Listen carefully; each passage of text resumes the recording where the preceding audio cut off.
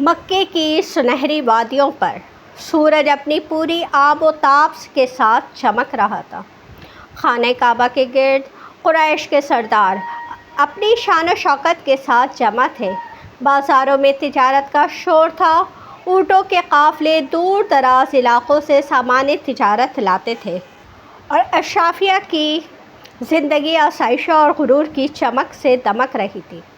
انہی گلیوں میں ایک نوجوان چلتا تھا جس کی شخصیت ہر محفل کا مرکز ہوا کرتی تھی۔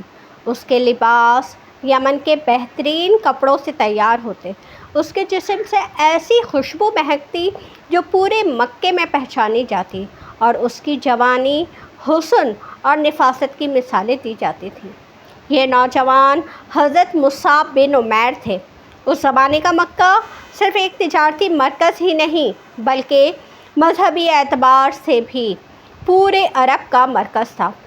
قریش کو خانہ کعبہ کی تولیت حاصل تھی اور عرب کے مختلف قبائل ان کے سامنے احترام سے سر جھکاتے تھے۔ لیکن اس معاشرے میں طبقاتی تفریق، بت پرستی، اخلاقی انحطاط اور روحانی تاریکی بھی موجود تھی۔ ایسے ماحول میں رسول اللہ صلی اللہ علیہ وسلم نے توحید کا پیغام بلند کیا تو مکے کے طاقتور طبقے نے اسے اپنے اقتدار، مذہبی حیثیت اور معاشی مفادات کے لیے خطرہ سمجھا۔ حضرت مصعب بن عمیر بنو عبد الدار کے ایک معزز خاندان سے تعلق رکھتے تھے۔ ان کی والدہ خناس بنت مالک مکے کی دولت مند اور بااثر خواتین میں شمار ہوتی تھیں۔ مصعب اپنے والدین کی آنکھوں کا تارا تھے۔ تاریخ بیان کرتی ہے کہ مکے میں شاید ہی کوئی نوجوان ان سے زیادہ خوشپوش، خوشبو پسند اور آسودہ حال ہو، مگر تقدیر ان کے لیے ایک ایسا راستہ منتخب کر چکی تھی جو شاہانہ زندگی سے شروع ہو کر فقر، قربانی اور شہادت کے عظیم مقام تک پہنچنے والا تھا۔ جب رسول اللہ صلی اللہ علیہ وسلم نے دار ارقم میں خفیہ طور پر اسلام کی تعلیم دینا شروع کی تو مصعب کے کانوں تک بھی اس نئی دعوت کی خبریں پہنچیں۔ نوجوانی کی جستجو اور سچائی کی تلاش انہیں ایک دن دار ارقم تک لے گئی۔ وہاں انہوں نے پہلی مرتبہ رسول اللہ صلی اللہ علیہ وسلم کی زبان مبارک سے قرآن کی آیات سنی۔ قرآن کے الفاظ ان کے دل میں ایسے اترے جیسے خشک زمین پر بارش کے قطرے۔ ہدایت کا وہ نور مصعب کے دل میں داخل ہو چکا تھا۔ چند ہی لمحوں میں ان کی زندگی کا رخ بدل گیا۔ انہوں نے رسول اللہ صلی اللہ علیہ وسلم کے دست مبارک پر اسلام قبول کر لیا۔ لیکن مکے میں اسلام قبول کرنا صرف عقیدے کی تبدیلی نہیں تھی بلکہ یہ اپنے خاندان، معاشرتی حیثیت اور دنیاوی مفادات سے ٹکر لینے کے مترادف تھا۔ مصعب نے ابتدا میں اپنا ایمان چھپائے رکھا، مگر ایک دن عثمان بن طلحہ نے انہیں نماز ادا کرتے دیکھ لیا۔ خبر فوراً ان کے گھر پہنچی۔ ان کی والدہ کے لیے یہ خبر بجلی بن کر گری۔ کیا تم نے اپنے آباء و اجداد کا دین چھوڑ دیا ہے؟ مصعب نے پرسکون لہجے میں جواب دیا، میں محمد صلی اللہ علیہ وسلم پر ایمان لا چکا ہوں اور اللہ کو ایک مانتا ہوں۔ یہ جواب سن کر گھر کا ماحول بدل گیا۔ وہ نوجوان جو کبھی آسائشوں میں پلا تھا اچانک قید کر دیا گیا۔ خاندان نے ہر ممکن کوشش کی کہ وہ اسلام چھوڑ دے، مگر اس کے دل میں ایمان کی جو شمع روشن ہو چکی تھی اسے کوئی طاقت بجھا نہ سکی۔ جب مکے میں مسلمانوں پر ظلم بڑھ گیا تو رسول اللہ صلی اللہ علیہ وسلم نے اپنے صحابہ کو حبشہ ہجرت کرنے کی اجازت دی۔ مصعب بھی ان خوش نصیبوں میں شامل تھے۔ ایک وقت تھا کہ ان کے لیے نرم بستر اور شاہانہ لباس ضروری سمجھے جاتے تھے، اور اب وہ اللہ کی رضا کے لیے پردیس کی سختیاں برداشت کر رہے تھے۔ حبشہ سے واپسی کے بعد ان کی حالت مزید بدل چکی تھی۔ ایک دن رسول اللہ صلی اللہ علیہ وسلم کی مسجد میں حضرت مصعب بن عمیر آئے۔ ان کے جسم پر پیوند لگا ہوا ایک کھردرا کپڑا تھا۔ رسول اللہ صلی اللہ علیہ وسلم نے انہیں دیکھا تو آپ صلی اللہ علیہ وسلم کی آنکھوں میں آنسو آ گئے۔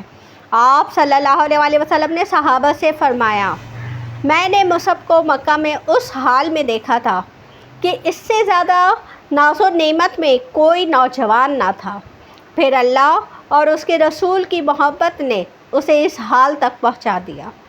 یہ وہ لمحہ تھا جہاں دنیاوی عیش و عشرت ایمان کے سامنے شکست کھا چکی تھی، لیکن مصعب کی عظمت صرف قربانی تک محدود نہ تھی۔ اسلامی تاریخ کا ایک عظیم موڑ اس وقت آیا جب یثرب کے چند افراد نے حج کے موقع پر اسلام قبول کیا۔ اگلے سال جب مزید لوگ بیت عقبہ کے لیے آئے تو انہوں نے رسول اللہ صلی اللہ علیہ وسلم سے درخواست کی کہ کوئی معلم ان کے ساتھ بھیجا جائے جو انہیں اسلام سکھائے۔ رسول اللہ صلی اللہ علیہ وسلم نے جس شخصیت کا انتخاب کیا وہ حضرت مصعب بن عمیر تھے۔ یہ انتخاب غیر معمولی تھا۔ وہ نہ عمر میں سب سے بڑے تھے نہ قبیلے کے سردار، لیکن ان کے اندر علم، حکمت، اخلاق اور دعوت کی صلاحیت موجود تھی۔ یوں اسلام کے پہلے سفیر کے طور پر حضرت مصعب بن عمیر مدینہ روانہ ہوئے۔ مدینہ اس وقت قبائلی کشمکش کا شکار تھا۔ اوس اور خزرج کی جنگوں نے معاشرے کو تقسیم کر رکھا تھا۔ یہودی قبائل بھی سیاسی اثر و رسوخ رکھتے تھے۔ ایسے ماحول میں مصعب نے تلوار نہیں بلکہ قرآن کے ذریعے دل فتح کیے۔ وہ لوگوں کو اللہ کی آیات سناتے، ان کی سوالات کے جوابات دیتے اور حکمت کے ساتھ دعوت پیش کرتے۔ ایک دن قبیلہ اوس کے دو بڑے سردار سعد بن معاذ اور اسید بن حضیر غصے میں ان کے پاس آئے۔ ان کا ارادہ دعوت روکنے کا تھا۔ مصعب نے نہایت سکون سے کہا، پہلے میری بات سن لیجیے، اگر پسند نہ آئے تو ہم رک جائیں گے۔ انہوں نے قرآن کی تلاوت کی۔ الفاظ ختم ہوئے تو خاموشی چھا گئی۔ دل بدل چکے تھے۔ چند لمحوں بعد دونوں اسلام قبول کر چکے تھے۔ ان کے اسلام لانے سے مدینے میں اسلام کی دعوت طوفان کی طرح پھیل گئی۔ تقریباً ہر گھر میں اسلام کا چرچا ہونے لگا۔ یہی وہ عظیم خدمت تھی جس نے ہجرت مدینہ کی راہ ہموار کی اور اسلامی ریاست کے قیام کی بنیاد رکھی۔ پھر غزوہ بدر آیا۔ مصعب نے اس میں بھی بھرپور شرکت کی، لیکن ان کی زندگی کا سب سے عظیم امتحان غزوہ احد میں آیا۔ جنگ اپنے عروج پر تھی۔ مسلمان سخت آزمائش سے گزر رہے تھے۔ اس نازک وقت میں رسول اللہ صلی اللہ علیہ وسلم کا پرچم حضرت مصعب بن عمیر کے ہاتھ میں تھا۔ دشمن کا ایک جنگجو ان کی طرف بڑھا۔ اس نے ان کا ایک ہاتھ کاٹ دیا۔ مصعب نے فوراً پرچم دوسرے ہاتھ میں تھام لیا، پھر دوسرا ہاتھ بھی کٹ گیا۔ انہوں نے پرچم کو اپنے بازوؤں اور سینے سے لپٹا لیا تاکہ اسلام کا علم زمین پر نہ گرنے پائے۔ بالآخر وہ زخموں سے چور ہو کر زمین پر گر گئے اور شہادت کے عظیم مقام پر فائز ہو گئے۔ جنگ کے بعد رسول اللہ صلی اللہ علیہ وسلم شہداء کے درمیان تشریف لائے۔ جب آپ صلی اللہ علیہ وسلم حضرت مصعب بن عمیر کے جسد مبارک کے پاس پہنچے تو منظر انتہائی دردناک تھا۔ وہ نوجوان جو کبھی مکے کا سب سے امیر اور نفیس لباس پہننے والا شخص تھا، اب اس حال میں تھا کہ کفن کے لیے بھی پورا کپڑا بھی میسر نہ تھا۔ اگر سر ڈھانپا جاتا تو پاؤں کھل جاتے اور اگر پاؤں ڈھانپا جاتا تو سر نمایاں ہو جاتا۔ رسول اللہ صلی اللہ علیہ وسلم نے فرمایا کہ سر کو ڈھانپ دو اور پاؤں پر اصغر گھاس رکھ دو۔ یہ منظر دنیا کی حقیقت اور آخرت کی کامیابی کا ایک ایسا اعلان تھا جو رہتی دنیا تک انسانیت کو جھنجھوڑتا رہے گا۔ حضرت مصعب بن عمیر کی زندگی اسلامی تاریخ میں ایک منفرد مثال ہے۔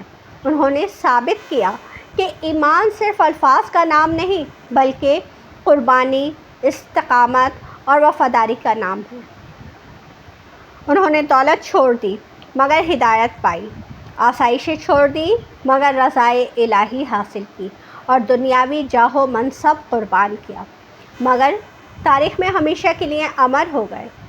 حضرت مصعب بن عمیر کا سفر عیش سے فقر تک دراصل خسارے کا سفر نہیں تھا، بلکہ یہ دنیا کی عارضی چمک سے نکل کر ابدی کامیابی کی طرف ایک عظیم ہجرت تھی۔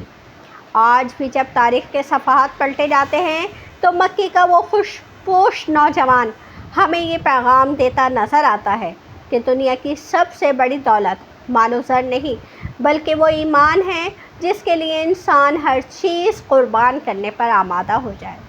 یہی ایمان حضرت مصعب بن عمیر کو مکے کے محلات سے احد کے میدان تک لے گیا، اور یہی ایمان انہیں ہمیشہ کے لیے آسمان تاریخ کا روشن ستارہ بنا گیا۔ سبحان اللہ۔